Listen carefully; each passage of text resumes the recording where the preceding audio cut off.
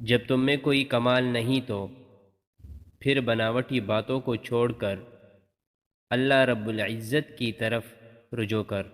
دنیا میں کو کر تم نے اسے اپنے لیے بوجھ بنا لیا ہے، اس دنیا سے اوپر اٹھو، ایک نئی سوچ تمہاری منتظر ہے۔ جس شخص نے اپنے راز کو اپنے تک محدود رکھا وہ جلدی کامیابی کی منزل تک پہنچے گا۔ جو بندہ جھک نہیں سکتا وہ کبھی لڑ نہیں سکتا، اور جو لڑ نہیں سکتا وہ کبھی جیت نہیں سکتا۔ اگر اللہ تعالیٰ کسی کو اپنے دربار سے دور کرتا ہے تو اس لیے کرتا ہے کہ دربار کی قدر معلوم ہو جائے۔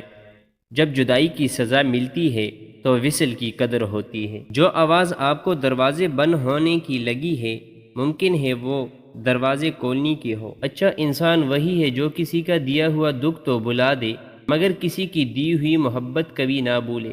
زمین پر سب سے خوبصورت جگہ تمہارے دل کا مرکز ہے جہاں سے زندگی شروع ہوتی ہے۔ اے عزیزم، اس جوانی کی عمر کو غنیمت سمجھ کر اللہ تعالیٰ کے حضور میں جھک جا اور نفس امارہ کی دیواروں کے ڈیلوں اور اینٹوں کو اکھاڑ ڈال۔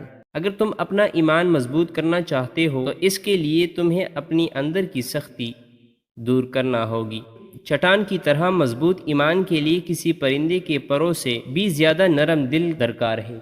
دو چیزیں ظاہر ہو جائے تو سمجھ جاؤ تم اللہ کے ولی بننے والے ہو، عبادت میں سکون ملنا اور اپنے نفس سے نفرت۔ محبت کے علاوہ جو کچھ تم دیکھتے ہو وہ ہمیشہ نہیں رہتا۔